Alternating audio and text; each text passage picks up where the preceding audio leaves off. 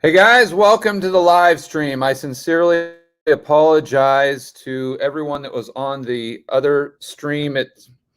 I won't go into it, but this StreamYard software, we're really struggling with it linking up with YouTube, and we had to create a whole entirely new live stream. I think there's probably 300 or 400 people that are on the other live stream. Hopefully they'll migrate over soon. So first of all, can you guys hear me? We're also having problems with this new Rode mic that I purchased. So we're just having to use the computer mic. Can you guys let me know in the chat if you can hear me or how the audio is?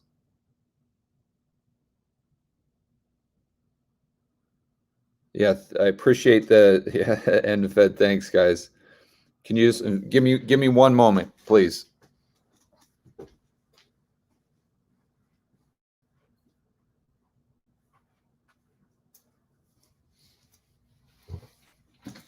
Okay, I was just out jogging and I came in early to get this thing set up, and I've been working on this for the last half hour trying to figure out what's going on here. So I'm still wearing my hat, my jogging clothes, but let's see. Okay, is that a hotel room? Yes, it is. I'm in Miami. Audio is excellent. Okay, good. Great. Sounds fine. Good. Can hear fine. Awesome. Thanks, guys, for the feedback. I appreciate it. And again, I apologize for anyone that was on the other stream. Hopefully, you guys were able to migrate over to this one. But we'll get it all ironed out for next week. Obviously, I'm traveling right now. If you guys don't know the story, I was in Medellin, Colombia for the last year. I was there when they had their lockdown. It's just like the States, but they don't have any flights coming in or out of the country. The international airport is totally closed. So I was able to get a humanitarian flight. They had two of them that went out this month from Medellin to Fort Lauderdale. So I was able to get on one. The goal is definitely not to stay here in the United States. I've been going out, walking around, and I don't like what's going on here at all. It is really crazy. Maybe we'll get into that during the live stream. But on Tuesday, I'm headed to the Caribbean. Probably going to go to the U.S. Virgin Islands just for a couple days, and then I'm headed straight to St. Bart's. I'm going to charter a flight to St. Bart's from St. Thomas, and that's where I plan to wait out the rest of this insanity that's going on with the virus. They don't have any restrictions there, and they haven't had any cases since April. And whether you want to buy into that or not, the bottom line is you got to abide by the rules. And so that's the place where I'm going to go and just watch this from a distance. So that's why I'm traveling. And that's why I'm in a hotel right now.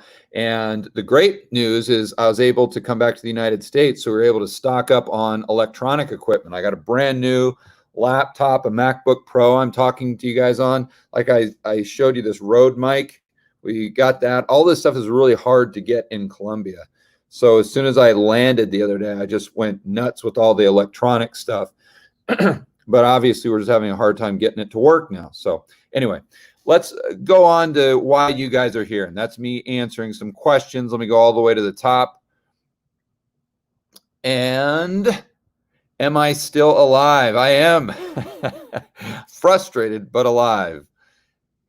Let's see. Oh, and one thing also, if any of you are members of Rebel Capitalist Pro, keep in mind at 2 o'clock, I'm going to be doing a live streams exclusively for members. So if you're a member of Rebel Capitalist Pro, definitely go there. I'll be doing a Q&A just like this. I'll probably pull up the questions on the screens. And if you guys aren't a member of Rebel Capitalist Pro, definitely check it out. It's my investment digital product I have where I've partnered with Lynn Alden, who's fantastic, Chris McIntosh, who's amazing. It's got a lot of their research in the forum. And we do live streams just like this with Chris and Lynn.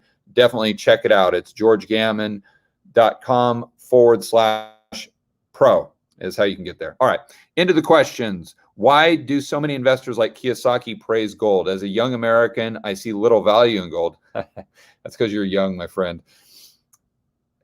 I see little paper money is worthless. and gold money is worthless, in my opinion. It depends on what your objective is. So if your objective is to try to get rich, then maybe gold's not the right way to do it historically.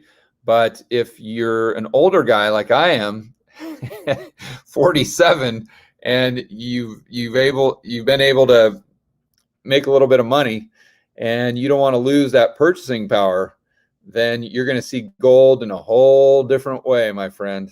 I can promise you that. And that's how Kiyosaki looks at it as well. Gold is a store of value. There's no counterparty risk. I think absolutely every person, even young people, should allocate 10% of their portfolio, and it's different for each person, but around that, to just having it as an insurance policy. So it's not really an investment, because I define an investment something that pays me to own it, but I think it's just a mandatory part of everyone's portfolio. Yeah, great. Gazoo says if you had a lot of gold, you would think differently. Yeah. Yeah. So, and he says, very true, but not a good reason for me to buy. You've got to study history, and you've got to study inflation. That's really what I'd encourage you to do. Not just with Weimar, not just with Venezuela, but the United States. Study the late 1800s and how we had deflation here, healthy deflation, and then study what we've had since 1913, when they've gifted us the Federal Reserve, and we've had a loss of purchasing power with those dollars you have in your savings account of 95% plus. We've had 2,000% inflation. So when you're in none of that, but now look at the Fed's balance sheet going from 4 trillion to 7 trillion. Look at M2 money supply.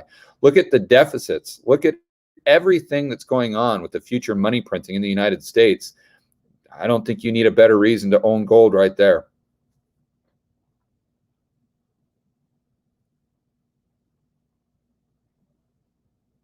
Okay, guys, if you have a question, just start with question in capital, please. I understand you'd adjust for inflation when looking at the price of housing over time, but why adjust for the size of the home? Oh, well, that's a great question, because the size of the homes have increased dramatically, way, way, way, way bigger than they were prior to really the 1970s. That's when that trend kind of came along, where we just had these McMansions. So when you're looking at the Schiller index as an example, you're looking at average home prices. But if the average size of the home has gone from 1,000 square feet to 2,500 square feet, you've got to adjust for that, or you're comparing apples to oranges. So it's very important that you do that. And that chart that I have, that's pulls data straight from the Schiller report. Although it's slightly different, they adjust for something else. But if you look at Case Schiller, if you can get it going back to 1900, that's what you'll see. And it makes sense when you think about it. And what makes sense? That real estate's been flat since 1900. If you go back to even the late 1990s, so for about 100 years, real estate was flat. And it makes sense, because real estate should go up with income, because according to traditional belief systems, which I still have, I know some people in the economy don't have them now, but you actually use your income to purchase a house. So if your income's going up, then you've got more purchasing power. Typically, incomes stay pretty consistent with the rate of inflation. So therefore, housing prices would stay consistent with the rate of inflation as well.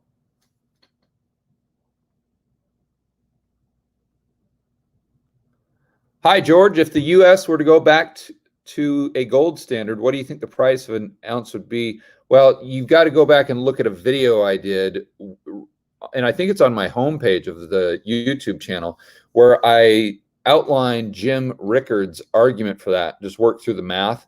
Basically, you're just taking the money supply and how many ounces of gold are available, and then just doing quick back of the napkin math, and that's where you come up with a price. It depends on how much of a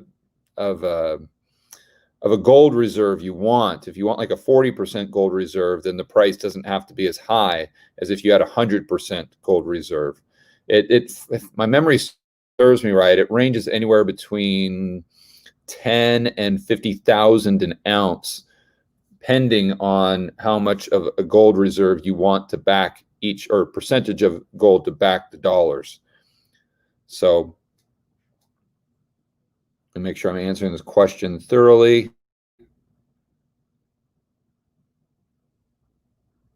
Yeah, that's the best way I can answer it. Pretty much, short answer is 10,000 to 50, but check out that video I walked through Jim Rickard's math. And Jim talks about this all the time on his interviews as well.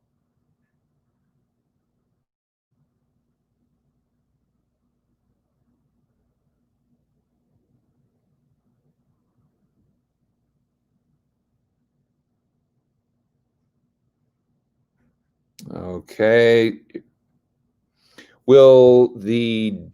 Aaron asked, will the debt to GDP or socialism be the death to America?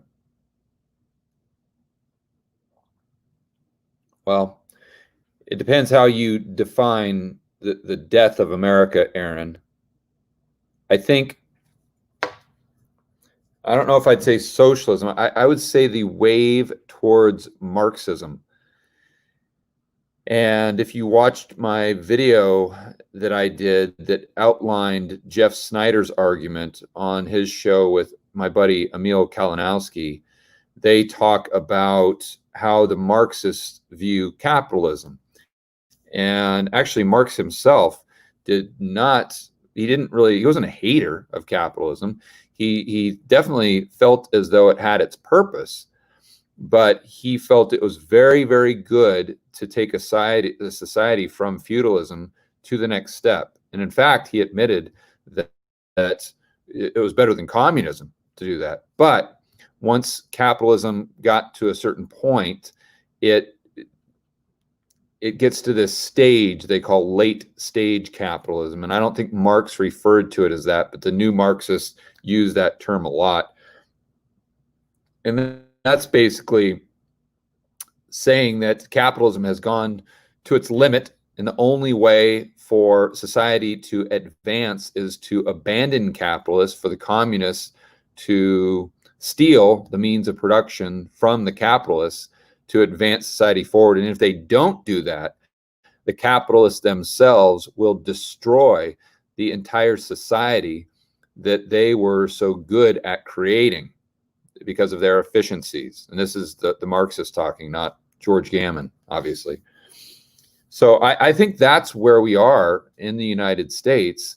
And I think it's only going to get worse because, like Chris McIntosh says, you've got to look at what's being taught in the universities right now, and then you'll see what society is going to look like in 10 or 15 years. So you've got to go back 10 years, 15 years, and look at what was being taught in universities then. That's what we're going to get right now. And it's Marxism. It's just simple. Now, are they going to call it communism? No, I don't think so, because of our history in the United States. But it's going to have the exact same effect. I think the way they'll roll it out is just increase taxes to the moon. They're going to increase corporate taxes. They're going to increase wealth tax. They're going to increase long-term capital gains. It's all the taxes, in my opinion, are going to go up, and they're going to continue to go up and up and up. And that's the way the Marxists, if you will, are going to take the wealth from the capitalists. And I think the government is going to have so many regulations that you're going to have this, although it's owned by the private sector, I think it's really going to be controlled by the government. And they're just going to extract the wealth from the corporations through taxation and distribute it. So you're not going to, I don't think you're going to have this, well, I think you're going to have a revolution, but I don't think they're going to come in and say, okay, we want communism. We want the government to take over the means of production. I think they're going to say, oh, we don't like capitalism, it doesn't work anymore, we need friendly capitalism, or we need socially responsible capitalism. They're just going to use a different word, but the net result is going to be the same. And that's that the private sector really doesn't control the means of production, and they're not being able to allocate resources properly like they would in capitalism. So I think that's really the direction of the United States and the Western world, for that matter. Question: do you think the Fed will be able to control the coming interest rate rise by purchasing the government debt? They pretend to control it, but it really comes down to where the cycles are. Yeah, I think they're going to peg the yield curve. I agree with Luke Groman on this one. I think it'll be just like World War II, and I'm not sure the rates they'll peg it, but I definitely think that's going to be a part of the future. And they're just going to let inflation run as hot as it runs. And I think Jason Burak, my buddy, really says it well, that they're going to stagflate, tax, and lie. Or maybe it's stagflate, lie, and tax. But that's their game plan. That's their only plan. That's the only way out for them. So I think that's really what the future is going to look like. And when Burak talks about lie, what he means is they're going to lie about the CPI. So they're going to create, or try to create, consumer price inflation to try to bail out the government. And they're going to lie about the inflation. They're going to say it's low, it's low, it's low, it's low. We don't have any problems. Meanwhile, the cost of your groceries are doubling every week. The cost of your rent is going up. The healthcare, education, everything basically you buy on a daily basis. But then they're going to point to things like iPhones, or they're going to point to this laptop I just bought, or some sort of electronics. Say, oh no, what are you talking about? We got to worry about deflation. We don't have inflation. No. We don't have to worry about that. That's gone. Inflation is dead. Don't you know? We got to worry about deflation. We got to print more money. We got to do more UBI. We got to get velocity up. It's all nonsense. It's all just a game, because it's a smoke and mirrors game, really. It looks like someone might have done a super chat. If you did, please, no super chats, guys. I sincerely appreciate it, but I've got a restricted time limit today, so I don't want to do the super chats, although I do sincerely appreciate the generosity and supporting the channel.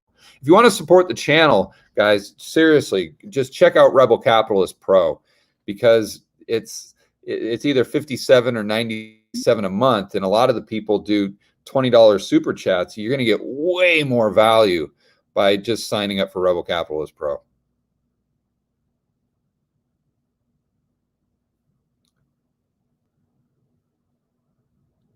Looks like we got a lot of people telling me the audio is good. That's awesome, because I'm just using the audio straight off the computer, and I don't have headphones, not using my normal podcasting mic. So that's really good that the audio's works well. I bought one of these new MacBook Pros, and this thing's really, really awesome. Oh, saw a question. Brazilian stocks are quite cheap. Is it time to invest in an emerging economy? I mean, I don't know that I'd go and just and buy an index of the entire market. I know in some of our live stream chats with Rebel Capitalist Pro with Lynn Alden, she's done a lot of homework on some Brazilian stocks, and there's one she likes. It's a big beer company. Is it Ambev? I can't remember exactly, but she really broke down that whole company, the fundamentals, and it seemed like it's very, very interesting. I didn't buy it, but so I guess my point is I'm going to defer to Lynn, because she's done so much more homework on that than I have. I'm really kind of a macro person, and Lynn and Chris are really the people that kind of make specific selections, and they're the pros. Obviously, I'm just an amateur, and I know that there's some companies in Brazil she likes, but again, I think you're going to need to be very selective there.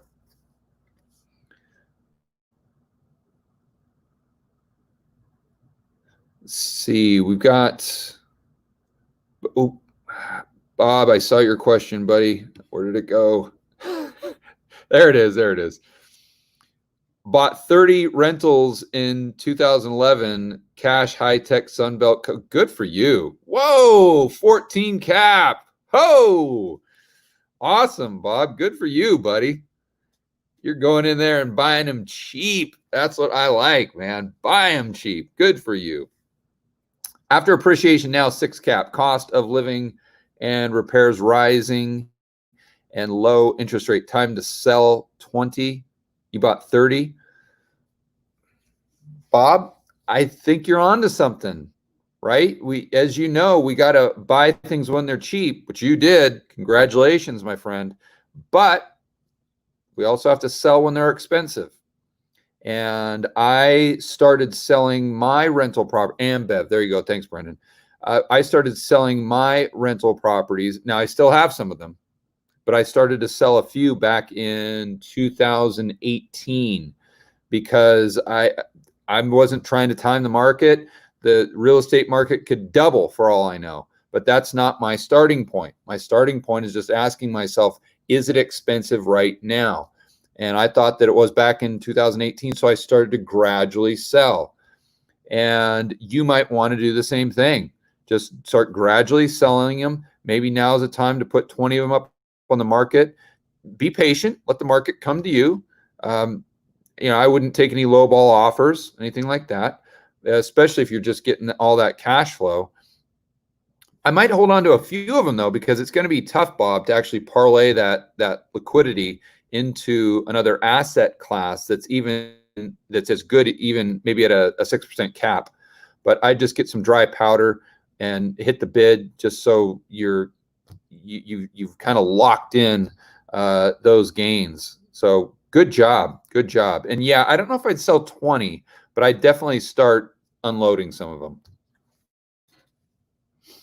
And then maybe I'd look for areas or opportunities, find motivated sellers to get a super low price.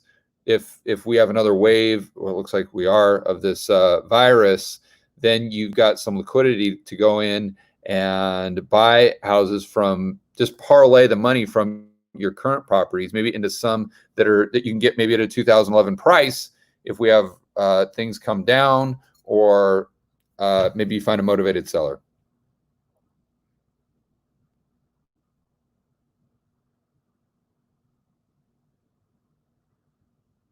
Yeah, a lot of people are saying Ambev. Thank you very much, folks. That's the Brazilian beer company that Lynn was talking about.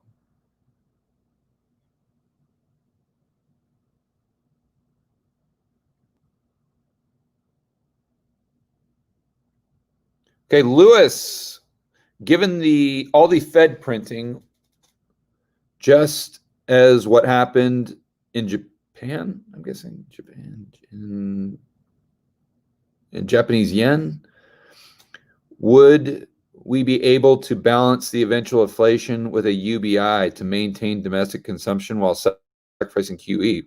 No, Lewis. I think you're getting confused there, buddy. You're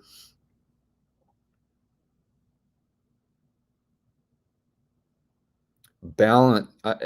No. UBI is going to exacerbate inflation.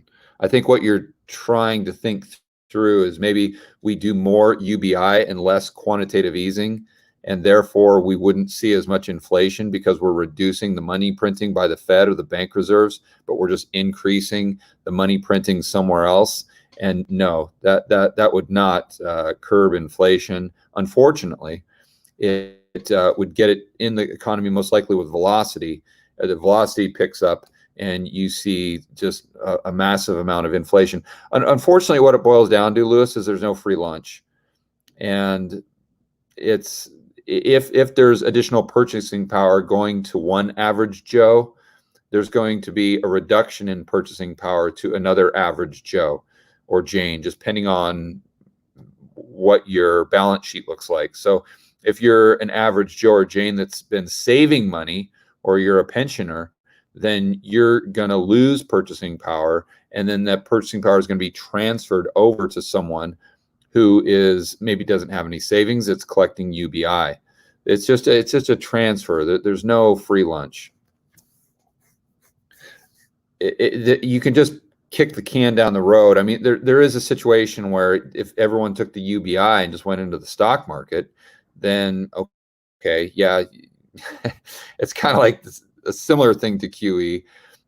How many people will do that over the long term? But again, it's still, there's no free lunch, because that's just going to drive the stock market higher, higher, higher, higher, till sooner or later you hit something where it deflates, and all of those people that took their UBI and went into the market, they're all going to get crushed and they're going to lose everything.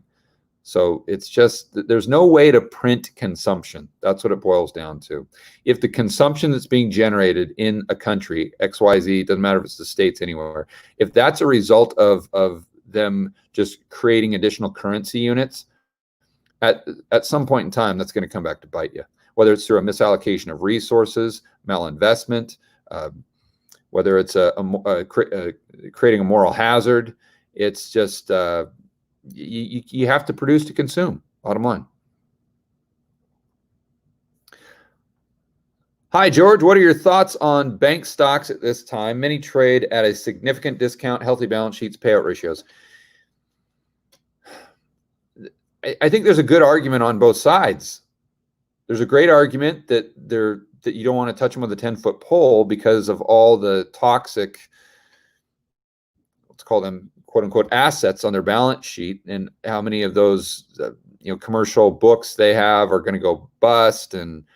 But the other side of the coin is you've got to look at their excess reserves. They have, and last time I checked, it was like over 3.5 maybe trillion in excess reserves. I mean, that is staggering. If you go back to 2008 or prior to the collapse, the GFC, I'm trying to think right off the top of my head, I know that chart well. I would say there was maybe 10 billion with a B in excess reserves. Now there's, call it 3.5 trillion with a T. So they're much better capitalized, that's for sure. Their loan books might be worse, but you kind of go back and forth. So everything is a function of price to a certain degree. And so although banks might not be great, they got a lot of problems. If they get cheap enough to where, they're probably not going to go out of business, although they're going to take a massive hit, then they become cheap. Personally, I bought Wells Fargo back.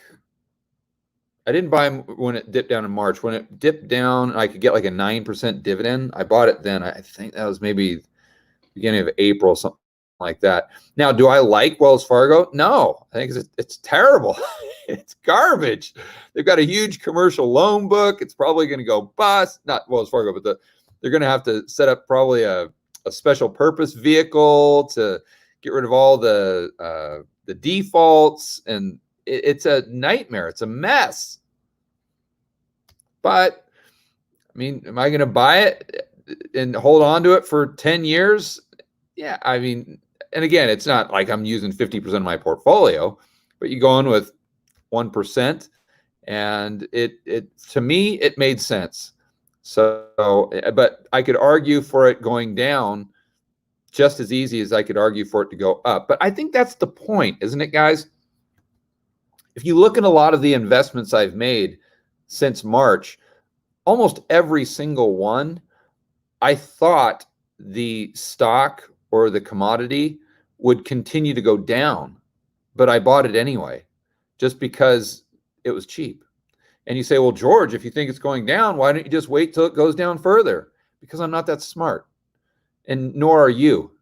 Because, and I'm not saying that in a way and to be condescending or disrespectful. Nobody is. Buffett's not. Druckenmiller's not. Jim Rogers isn't. Nobody is that good. We just, as human beings, we're not very good at picking tops and bottoms. We can have an opinion, but you're just going to get whipsawed. And just from an emotional standpoint, I know my strengths and weaknesses, and I just buy things and hang on to them, just forget about it. So I think I have such a huge advantage there because of playing blackjack for so long, and that you have to remove yourself from the outcome. So regardless of whether you win or lose a hand, it doesn't matter. Like, it just absolutely does not matter. The only thing that matters is that you played the hand correctly. And so I know that the only thing that matters is buying stuff when they're cheap. If I lose money on it, I honestly don't care. In fact, it sounds insane, but I would actually rather lose money on a stock or on an investment, knowing that I did the right thing based on the probabilities and my strategy, than make money on an investment where I know that I didn't do it right. I just got lucky. Because I know long term, if I continue to do it the right way, even though short term I'm losing money or that my stuff's going down, I know long term I'm going to come out ahead. Just like the casino is always going to come, the house is always going to come out ahead because they got the mathematical edge. So I know I went off on a tangent right there. I'm trying not to do that this this week, but that's how I look at it.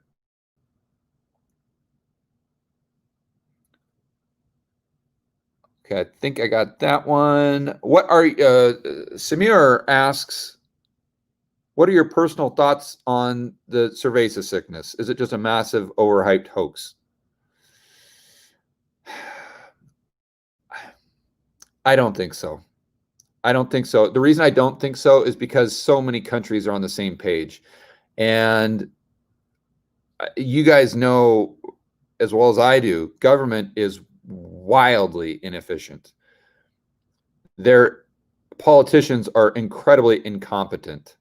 So to think that they could coordinate something this well, or even if they're the useful idiot and there's some other group that's coordinating this, let's say, I just don't see how they could do it and pull it off at a global level, at a global scale. Literally every country, I mean, all the way from Russia, China, the US, all the way down to St. Bart's or Kitts and Nevis. I don't think the probability of pulling that one off on a global level is realistic. Now, if it was in a specific country only, I think the probability would be higher that they could actually, whomever they are, could actually pull that off. But I think a better question is, how dangerous is the Cerveza sickness? Is it just the flu? Is it not? Personally, I kind of piss everybody off. I think it's worse than the flu.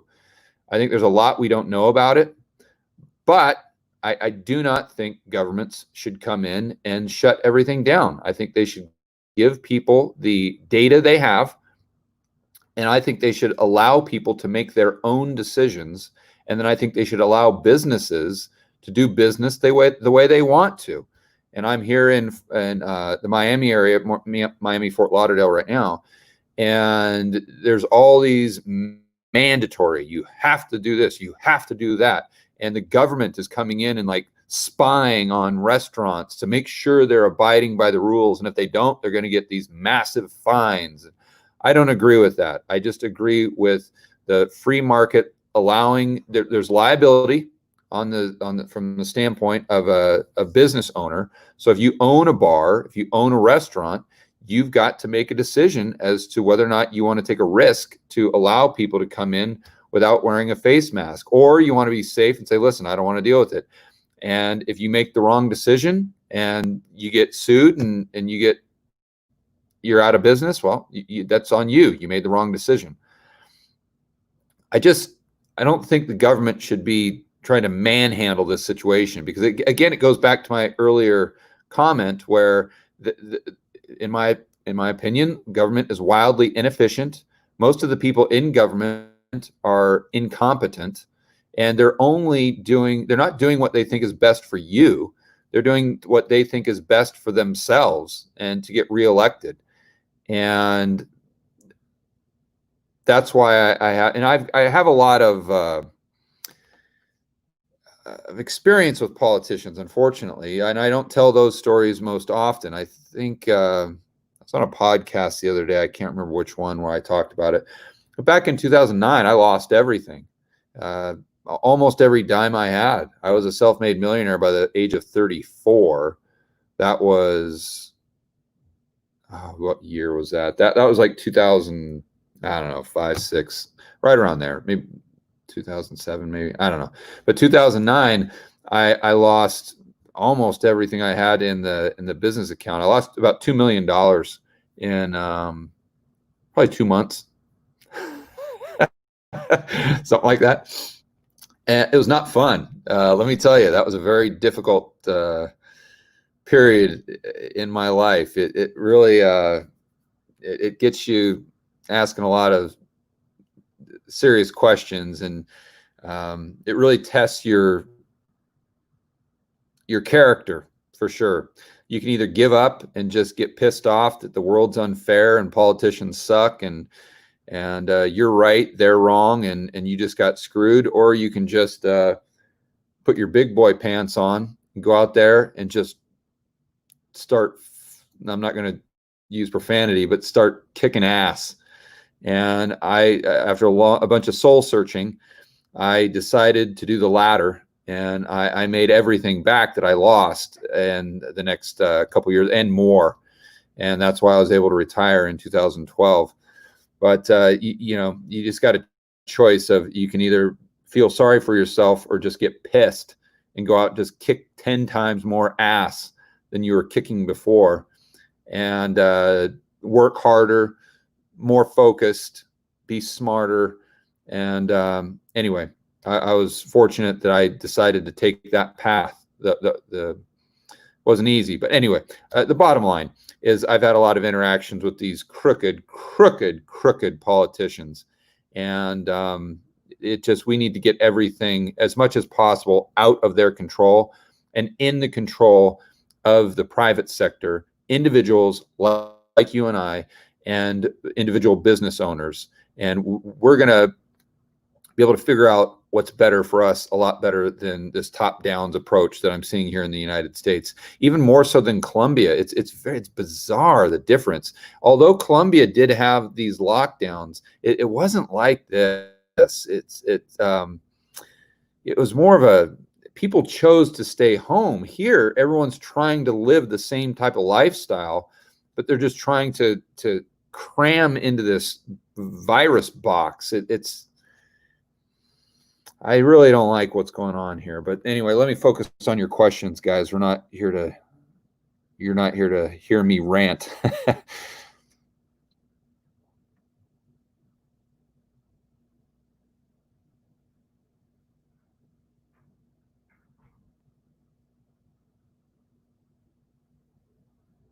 Shoot, sorry guys, the chat's moving pretty quick here. Here's a question from Sebastian.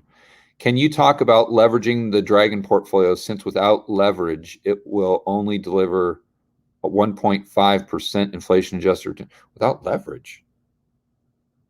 I'm going to have to read that page, Sebastian. I was not under the impression that the returns were leveraged. Without leverage, it would only deliver 1.5% inflation adjusted annualized returns. I'm going to have to read that, Sebastian. I'm not familiar with that, but let me try to think through your question, assuming that's what's in the paper. And I'll definitely look at page 39. I've got the paper actually right up on my desktop here.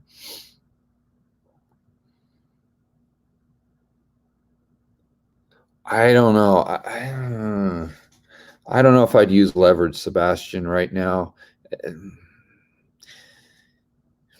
You got to be really good at going long volatility. I think what I'd rather do, Sebastian, is just take the principles of the Dragon portfolio and try to understand them as well as I possibly can, and then ask myself, how can I take these principles and make my framework and make my investment process even better? And how can I make my portfolio construction even more precise and more diversified and have a better mathematical chance of winning in the long term, regardless of whether we're going into a right wing type of deleveraging, which is the inflationary deleveraging, or the left wing type of deleveraging.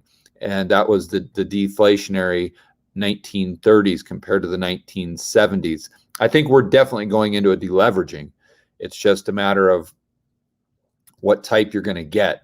And so I think instead of trying to follow it precisely, I'd more look at the concepts and the principles and understand them as well as I can. And then I try to view that through my own lens and also layering over that what your individual skills are. So as an example, as you guys know, I'm a real estate guy. I've got a lot of experience with real estate.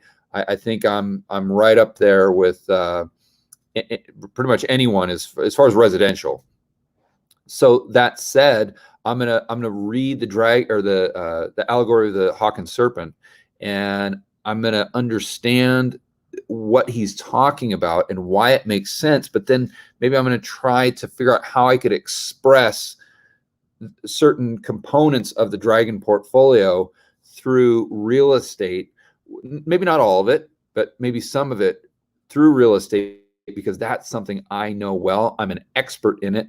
And I know that through my negotiating skills and understanding certain markets like the back of my hand, I can go in and I can buy $1 for 50 cents.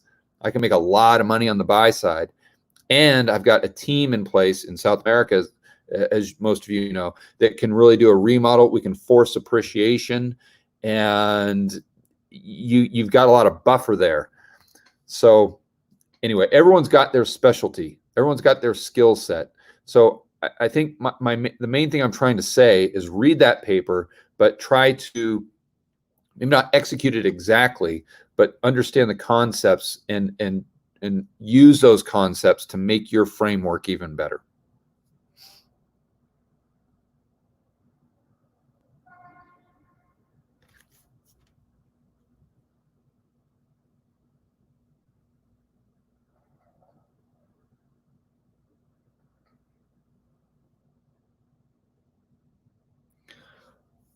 Okay, so we've got a real estate question from Isaac. Due to the current conditions, do you see any changes coming to the first-time home buyers program? I haven't used that program, Isaac, so I'm not sure how it's set up now.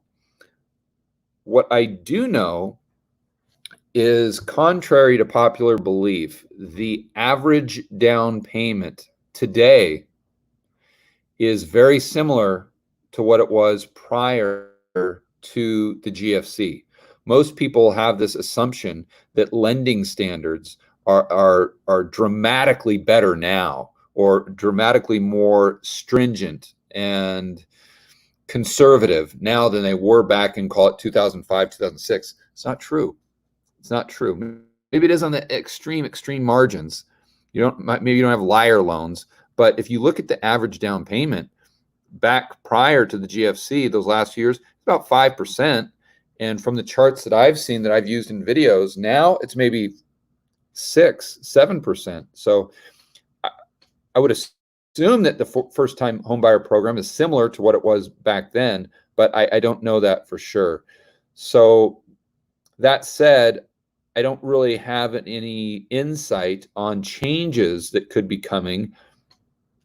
I can tell you that if home prices go down, or if we have another big correction in the market that's more sustained than the last one we had in March, the Fed, the government, they're going to try to create every single program to get people to borrow money that you can think of. So if it's not a first-time home buyer program, I'm sure it'll be something like that, that's just basically begging people to borrow money.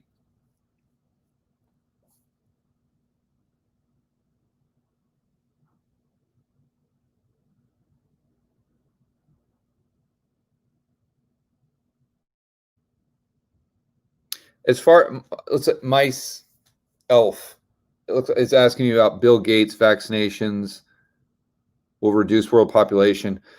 I haven't studied that enough to even have an opinion. I I mean, it would surprise me. I hope not. Anything's possible. I haven't looked into it enough to give you an opinion.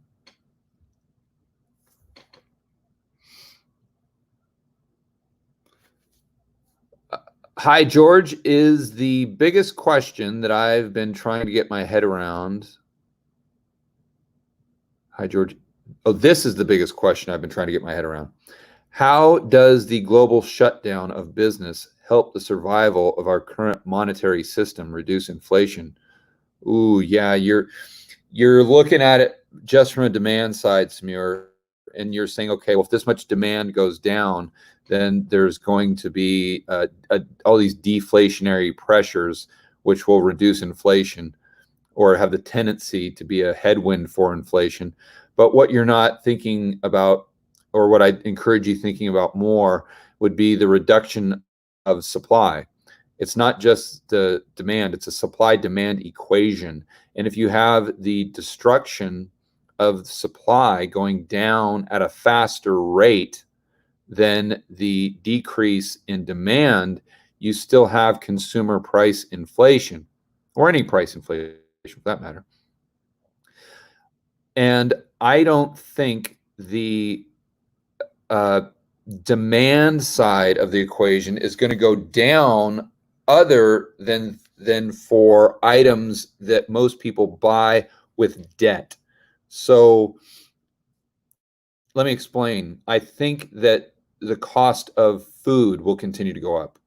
I think that the cost of what you buy on a daily basis with the money that's in your checking account in your back pocket will go up. I think the prices on maybe high-end vehicles or vehicles that a lot of people are using on using debt to buy, like a vehicle over, I don't know what people buy. I don't know what the threshold is, like 20 grand or something. I'm sorry, I'm completely out of the loop on that stuff. Yes. Whenever I buy a car under 20 grand, I like a truck, or I usually pay cash for it. But let's just say that 20,000 is the cutoff mark, just hypothetically. So usually people are taking out a loan to buy a car over 20 grand, maybe paying cash under. So I think that those cars that people are using leverage most likely come down. I don't think people are going to want to take on a lot of debt, but I think that the Fed and the government are going to get around that because they want inflation by doing UBI. They might not call it UBI, but they just increase unemployment benefits. They make them indefinite. They do all of these stimulus programs where I talked to Preston Pish about this on his podcast, the Investors Podcast, TIP. If you guys haven't checked that out, make sure you do. If you like the TIP podcast, I was on just this most recent episode that came out this morning, and I talked to him for about 20 minutes or so. It's kind of quick and brief, but we had a fantastic discussion. But my point is, we went over a lot of these types of issues and these types of questions. So let me make sure I'm answering this thoroughly here, George. Yeah. So it's really about the looking at the supply side of the equation and the demand side of the equation, and how the Fed will and the government, through the government, will most likely get money into the back pockets, therefore maybe even increasing demand for the average person on the street. That increases velocity, and that's how they're going to try to increase tax revenue to decrease the load of the debt. And sorry, guys, I'm trying to think this through. And see, what they're doing is they're getting all that M2 money supply out with the higher velocity, and they're doing that while businesses are going going bust, to your point, which is really reducing supply. So you might not have demand go down that much, but you're going to have a massive reduction in supply. I mean,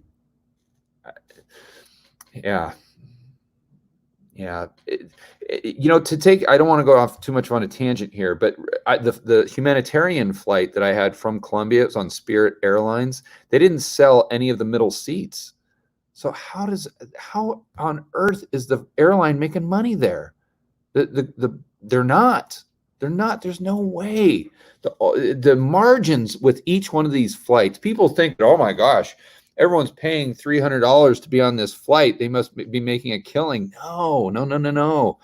The margins for each individual flight is unbelievably low. Like they might, I can't remember what the exact numbers were, but like each flight they make like $300. I mean, it's something crazy. The reason the airlines make a lot of money is just because they have so many flights a day. But each flight, if you just look at that individual as an individual transaction, margins are very thin. And that's if the flight's packed. My goodness, if you're not selling any first class or you're not selling the middle aisle, there's only two ways you can go with that. Number one is you go bust because it's unsustainable. Number two is you just jack prices to the moon because all those people that are in the aisle in the window are going to have to compensate for the lack of people in the middle aisle or the middle seat. So airline tickets go up. That's a good example of demand side not being destroyed because you've got UBI coming in from the government and all these stimulus programs, and then you've got a supply destruction from these businesses doing what they have to do to stay in business and jacking prices, whether it's through government regulation or whether they're just all their competitors are going out of business and their supply chain is more costly due to every single point at that supply chain becoming more expensive through what they have to do because of their liability in creating widgets and paying people more to come back to work because they're making a lot more by staying home through unemployment. You guys know my base case, and that's that we have consumer price inflation, substantial over the next few years, while at the same time we could have asset deflation, and at the higher end, things that you need debt to really purchase, those prices could come down as well.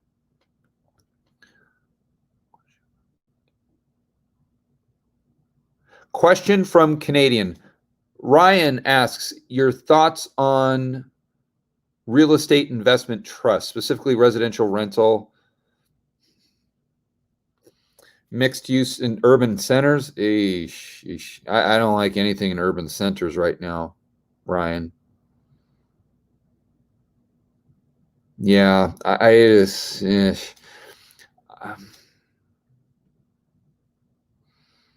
I think if I was interested in buying something in an urban center, I'd wait for a year.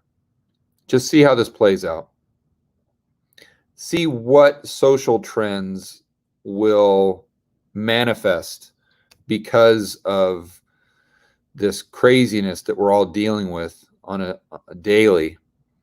And is there going to be a massive migration out of cities? I talked about this with Preston as well. I think there may be people just saying, listen, I'm through living in this high-rise apartment. I'm done with this urban. I want to get out to the country where I'm not going to be bothered, at least out to the suburbs. And I don't know. I don't know. Also, too, I'm not a huge fan of investment trust because you're not in control of the investment. And I think no one manages other people's money as well as they manage their own, or as at least they're not as protective. And so I think that, and not only that, but see, an investment trust, like the Titanic. It's going to take a long time for it to move and shift directions if we do see this migration from urban centers out to suburbs and maybe even more rural areas, where an individual investor, let's say you had 10 condos in Miami, and you're like, you know what, I don't like what's going on with the riots, with the looting, with the Cervesa sickness. I'm just going to hit the bid. I'm going to liquidate these. And then you can, within 6 months, just do 1031 exchange, and you can go and buy some properties that you feel more comfortable having, where an investment trust isn't going to be able to do that unless it's super small, and I doubt it. So, I mean, if you have to use an investment trust because it's a 401k or IRA or something, maybe, but I would just much prefer to have control over those assets myself. All right, guys, running a little short on time, so let's I'll take a couple more questions.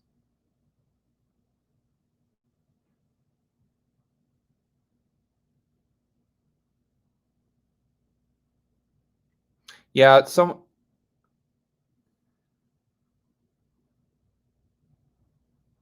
I saw a question on tips, and I was going to address that, but this chat sometimes moves so quickly and it's so jerky. Let me try to find the question again. I can't. Sorry, but basically the question. Oh, here we go. It was, why not talk about short-term tips because they're technically a hedge against inflation. I mean, I think they're okay, but I think they're going to understate inflation because they're going off of CPI, and CPI is completely bogus. So I think it might be okay, but just don't think that you're just getting all this inflation protection just so you just set it and forget it and you don't manage it. That's my point. I think a lot of people buy tips and it's like, oh, I've got nothing to worry about. Inflation, bring it on. Who cares? I've got tips. And that's where I think you're going to get burned. So I'm not saying that you have that attitude, but if you do, I don't, you got to think through that. You got to understand that even if you're getting tips in adjusted for the real rate of inflation, you're still going to be losing purchasing power.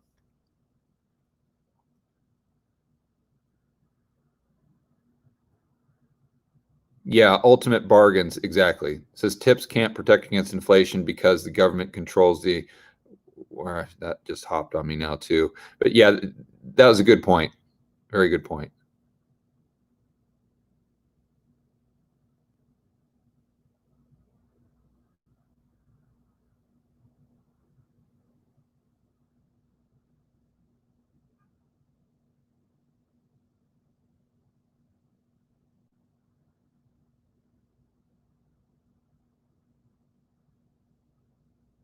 Okay, I see. So we got some funny questions here. Who would win, Snyder or Jerome Powell in a fight?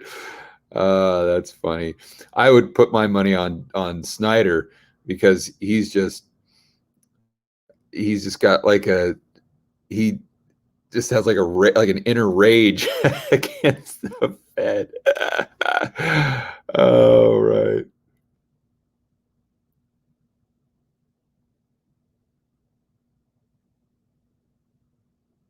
Oh, here. Okay, we'll end on this one.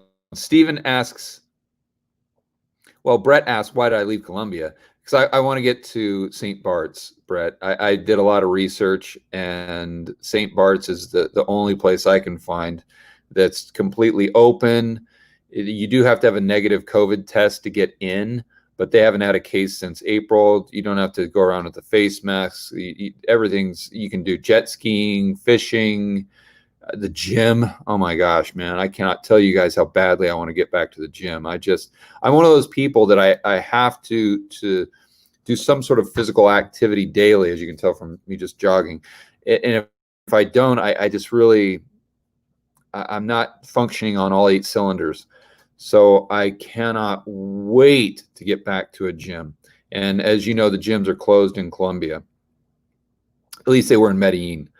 So that's why I left Colombia. I love Colombia. Can't wait to go back. But I'm just going to go to a little island where I can just watch all this happen from a distance and just continue to try to live life as normally as I can, enjoy myself, do some snorkeling, maybe some scuba diving, kite surfing, while I'm doing all the awesome videos. Okay, so I don't know why that question popped up. So the last question here from Steven. Can you please explain shorting the US dollar through real estate investments? Thank you for your knowledge to share. Yeah, so that's when you take out a 30-year fixed rate mortgage, Steven. You've got, let's say your monthly payment is $1,000. It's going to be $1,000 for the entirety of the loan for the next 30 years. So if we have a significant amount of inflation, let's say where it affected your wages, let's say right now that you make $50,000 a year, and in 10 years, you're making $1 million a year. And you may say, well, that's fantastic, but you don't have any more purchasing power because your wages just went up with inflation. So although $1 million a year sounds like a lot of money, it's really not, because you can't buy any more goods or services than you could by making $50,000 a year today. Well, if you're making 100, call it 80, 85 grand a month, then your mortgage payments are still going to be $1,000 a month. That's why we say you're paying it back with cheaper dollars, or the debt burden that you have as a percentage of your monthly income decreases significantly. Therefore, you can take more of your income and allocate it to other investments, to other areas, other purchases. That's why we say that when you get a 30-year fixed rate mortgage that on a property that has positive cash flow, got to have positive cash flow.